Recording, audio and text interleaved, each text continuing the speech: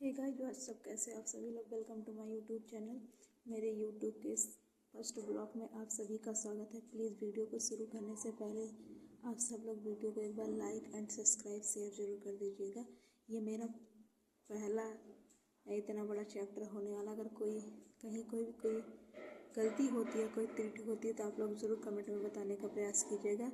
मैं आज आप सबको पढ़ाने वाली हूँ सेल बायोलॉजी का सबसे बड़ा चैप्टर है, इसको हम लोग बोलते हैं कोशिका। कोशिका का चलिए हम लोग अध्ययन करते हैं। इसका नाम टेक्निकल नेम इसको साइटो बोला जाता है और इसका अध्ययन जिसमें किया जाता है उसको साइटोलॉजी कहते हैं। इसकी खोज जो जनक है उसको रॉबर्ट हुक ने की थी। रॉबर्ट हुक ने एक मरी हुई कोशिका पे इसकी खोज की हुई थी। जो मृत कोशिकाएं पाई जाती हैं, जो डेड सेल होती हैं, उस पर इन्होंने ये खोज किया था।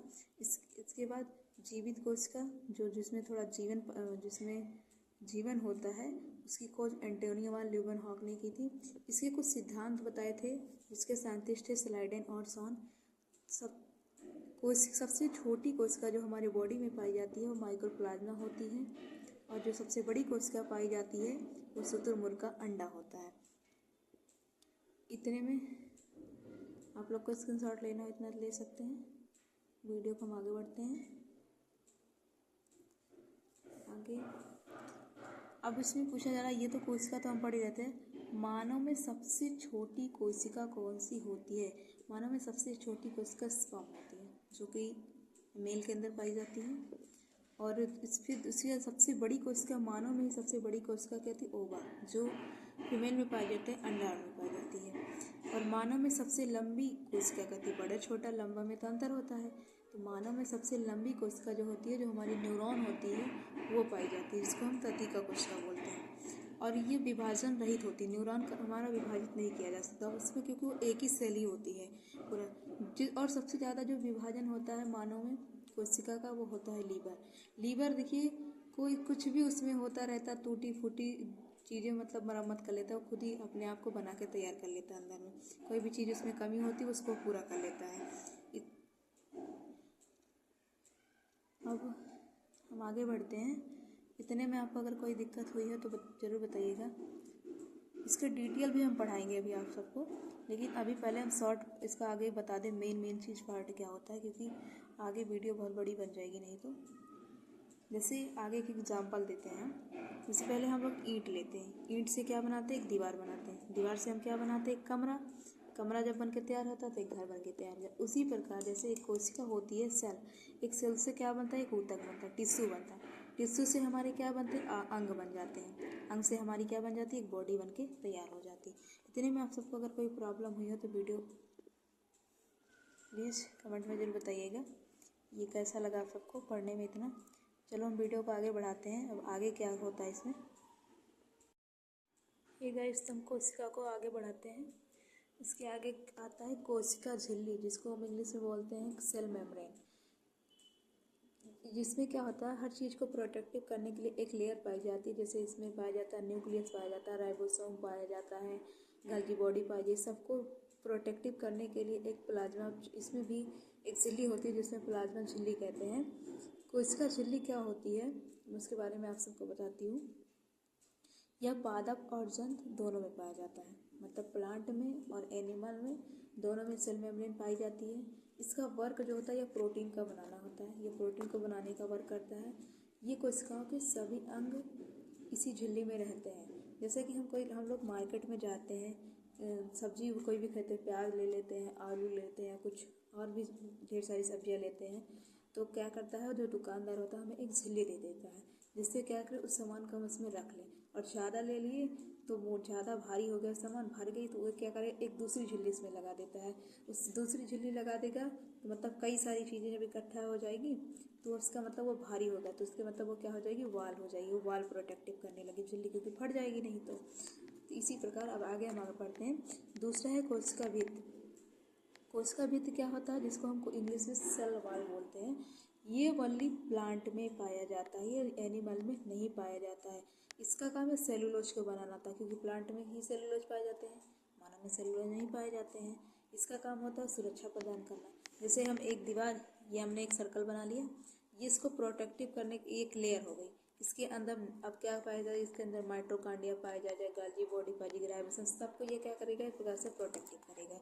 ये ओनली प्लांट सेल में ही पाया जाता है, ह्यूमन मतलब एनिमल में नहीं पाया जाता है। इसीलिए सेलुलोज बनता, तभी तो पेड़ पौधे जो होते हैं ये अपना भोजन सेलुलोज के थ्रू करते हैं। चलो हम वीडियो को और आगे बढ़ाते हैं। अभी हमने पढ़ाया आपको कोशिका झिल्ली, इसके बाद कोशिका भित्ति। अब हम आगे बढ़ते हैं, तीसरा टॉपिक है माइटोकॉन्ड्रिया। माइटोकॉन्ड्रिया को हम सूत्र कणिका भी कहते हैं। इसकी खोज अल्टमान ने की थी।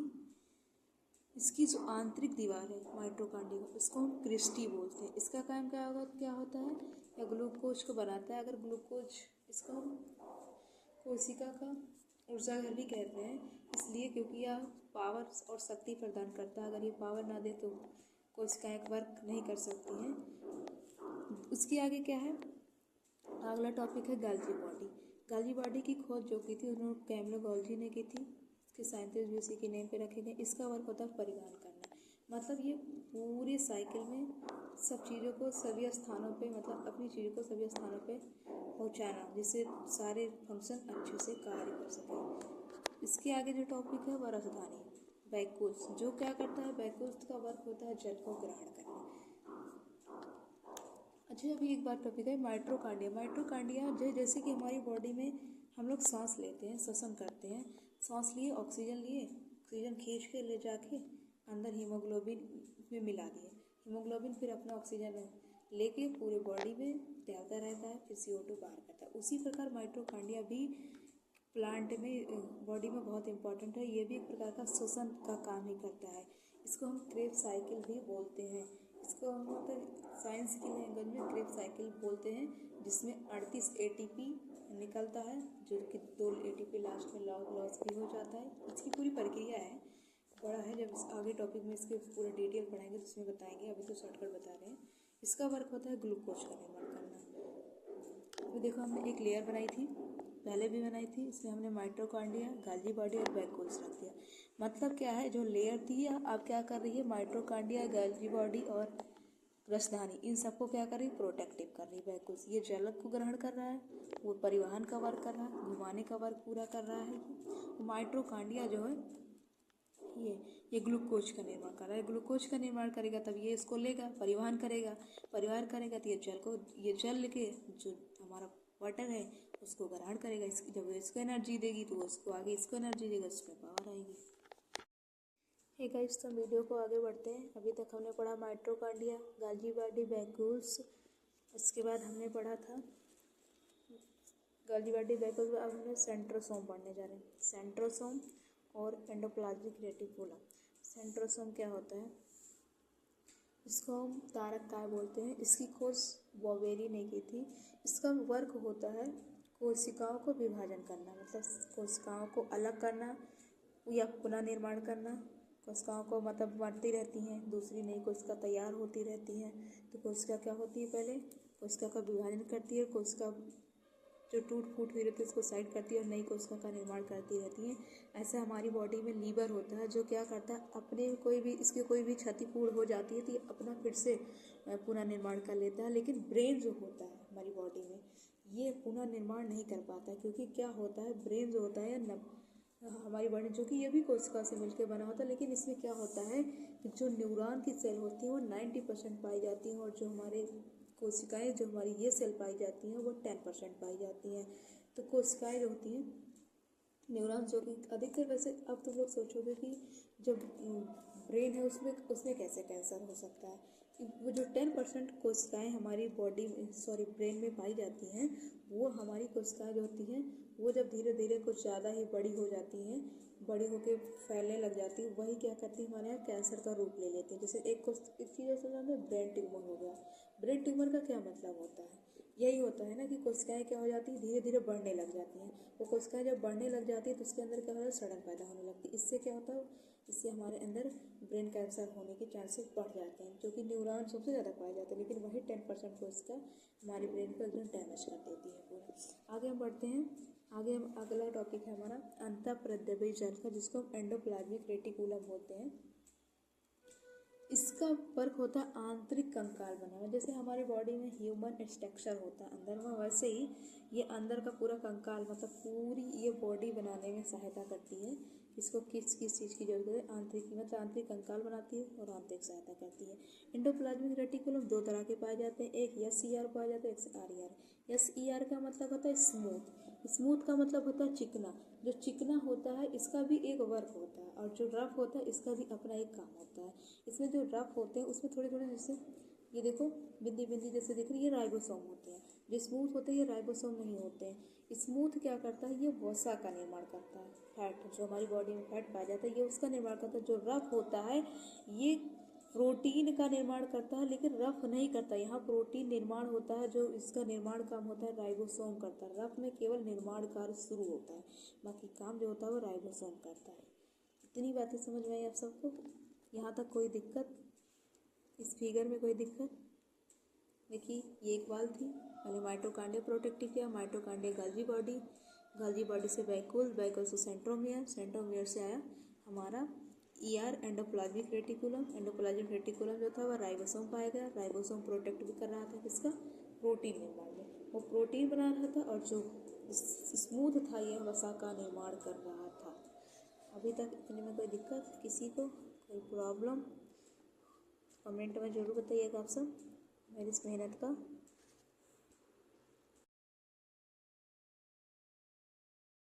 ठीक है, इस वीडियो को बढ़ाते हैं आगे। अभी हमने आपको बताया राइबोसोम, राइबोसोम का वर्क प्रोटीन का निर्माण करना, जो कि ये ऊपर लिखा गया था। अब हम उसके बारे में बात करते हैं कि राइबोसोम क्या होता है। राइबोसोम की खोज पैलाडे ने की थी। यह प्रोटीन निर्माण में सहायता करता है। ये राइबोसोम दो टाइप के होते हैं, एक 70S टाइप का होता है, एक 80S टाइप का होता है, जिसको सेडिमेंटेशन या कॉफिशिएंट बोला जाता है। 70S टाइप जो होता है छोटा होता है, जिसको प्रोकैरियोटिक बोलते हैं, और 80S टाइप या बड़ा होता है, इसलिए इसको हम यूकैरियोटिक बोलते हैं। ऐसा नहीं कि देखने में बड़ा और छोटा होता है। जैसे हम पानी किसी चीज़ में डाल देते हैं तो तुरंत कितना तेज़ से वो घुस जाता है या कितना तेज़ी से वो चला जाता है अंदर। जितना तेज़ी से अंदर जाता है और जितना ज़्यादा अगर नीचे जाता है तो 80 है, अगर कम गया तो 70S टाइप है। अभी तक हम क्या क्या पढ़ चुके हैं, mitochondria, गाल्जी body, vacuoles, cytoplasm, endoplasmic reticulum, और क्या पढ़ा, राइबोसोम। अब हम पढ़ने चले न्यूक्लियस। न्यूक्लियस क्या होता है आगे अब हम आपको बताएंगे। चलिए गाइस हम आगे पढ़ते हैं, केंद्रक क्या होता है, न्यूक्लियस। न्यूक्लियस की खोज रॉबर्ट ब्राउन ने की थी। इसे ब्रेन ऑफ सेल बोला जाता है, जिसे मस्तिष्क का सेल कहते हैं। इसका वर्क क्या होता है या कंट्रोल। न्यूक्लियस का काम क्या था, सभी अभी तक हमने जितनी चीज़ को पढ़ाया सबको कंट्रोल करने का काम। कहाँ पे क्या चीज़ कितनी मात्रा में क्या चीज़ का कितना वर्क करना, ये सब का एक अपना कहते हैं ना मेन मुखिया होता है, जिसे इसी में ऐसे सेल में भी क्या होता है, न्यूक्लियस होता है, ये सबको कंट्रोल करता है। इसमें क्या होता है, केंद्रक में क्रोमोसोम पाए जाते हैं, DNA और RNA पाए जाते हैं। क्रोमोसोम ज़्यादा तो होते हैं, इसमें गुणसूत्र जो होता है। DNA RNA अलग चैप्टर में इसका है, अलग चैप्टर पढ़ा जाएगा, लेकिन फिर भी इसमें कुछ पाया जाता है। इसमें प्रोटीन 80% पाए जाते हैं और DNA 10% पाया जाता है। मतलब DNA बहुत ज़्यादा नहीं पाया जाता है, लेकिन प्रोटीन इसमें ज़्यादा रोल प्रोटीन का होता है। ठीक है, अब आगे हम चलते हैं, लाइसोसोम क्या पढ़ जाता है, जो बहुत ही बड़ा अपने आप में एक अच्छा टॉपिक है। लाइसोसोम की खोज डी डुबे ने की थी। इसका मुख्य कार्य होता है या वर्क होता है जल अपघटन एंजाइम, या सारे मतलब जिसमें जो जल अपघटक होता है वो एंजाइम होते हैं और जल का अपघटन करता है, कोशिकीय पाचन करता है। इसीलिए इसको सुसाइड बैग भी कहा जाता है, आत्महत्या की थैली इसको। और इसको दूसरी भाषा में एटम बम भी बोलते हैं। एटम बम इसलिए बोलते हैं क्योंकि यह सुसाइड बैग इसलिए बोला जाता है। और आगे एक टॉपिक है, RBC में लाइसोसोम नहीं पाया जाता। क्यों नहीं पाया जाता है, क्योंकि यह कोशिका हमारे बॉडी में सेल तो पाई जाती हैं, ऐसा नहीं है सेल नहीं पाई जाती। यह स्प्लीन में, क्योंकि यह स्प्लीन में मतलब पाया जाता है। हमारा जो RBC जो हमारे बॉडी में जब ब्लड क्या हो जाते हैं, 120 दिन का RBC का जीवन काल होता है, उसके बाद वो मर जाते हैं। तो क्या बॉडी में उसी जगह नहीं है, ये जाके स्प्लीन में जाके मर जाते हैं। इसलिए इसे क्या कहते हैं, स्प्लीन को कब्रिस्तान कहते हैं RBC का।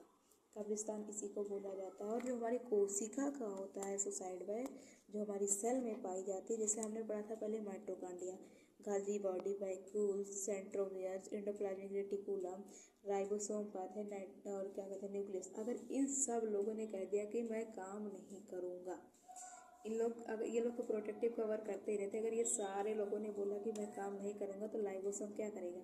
लाइबोसोम तो सुसाइड पे बोला ही जाता है, आत्महत्या की थैली। ये अब गुस्से में क्या करेगा? अपने आप को फाड़ देगा। ऐसा नहीं करेगा कि गुस्से में अपने आप को फाड़ देगा।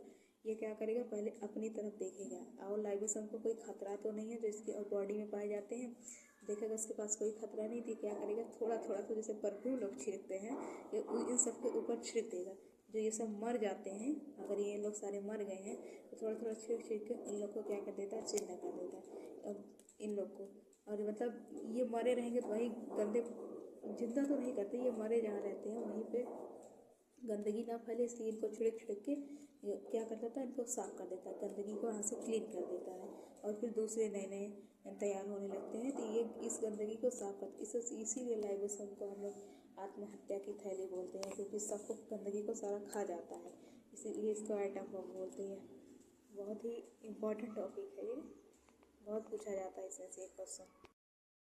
आज का ये आखिरी टॉपिक, जीव द्रव्य क्या होता है, आखिरी टॉपिक है इस चैप्टर का। प्रोटोप्लाज्म जिसे बोलते हैं, यह कलरलेस होता है, इसमें कोई कलर नहीं पाया जाता। जैसे कि पानी में कोई कलर होता है? नहीं होता, वो कलरलेस होता है, उसका कोई कलर ही नहीं। इसमें 80% क्या होते हैं? जल होते हैं। यह दो प्रकार का होता है, कोशिका द्रव्य जिसको हम साइटोप्लाज्म बोलते हैं, दूसरा होता है केंद्रिका द्रव्य जिसको हम बोलते हैं न्यूक्लियोप्लाज्म।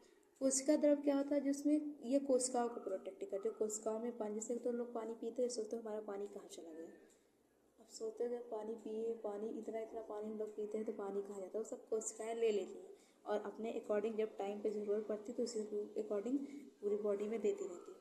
केंद्रिका द्रव्य, कुछ पानी जो होते हैं, वाटर जो होते हैं, वो केंद्रिका अपना मेन केंद्र को लेके रखी रहती है, उसको भी ज़रूरत होती रहती है। जैसे कि अब तुम लोग सोचते होंगे कि पौधे जो होते हैं वो कैसे हरे भरे और ग्रीन बढ़ते रहते हैं, उसमें भी ऐसी कोशिकाएं पाई जाती है। जब पानी बरसता है तो पानी को सब क्या कहती है? ले लेती है और अपनी कोशिकाओं में रखी रहती है, ज़रूरत के अकॉर्डिंग थोड़ा थोड़ा करके वो देती रहती है, इसलिए प्लांट हमेशा हरे भरे बने रहते हैं।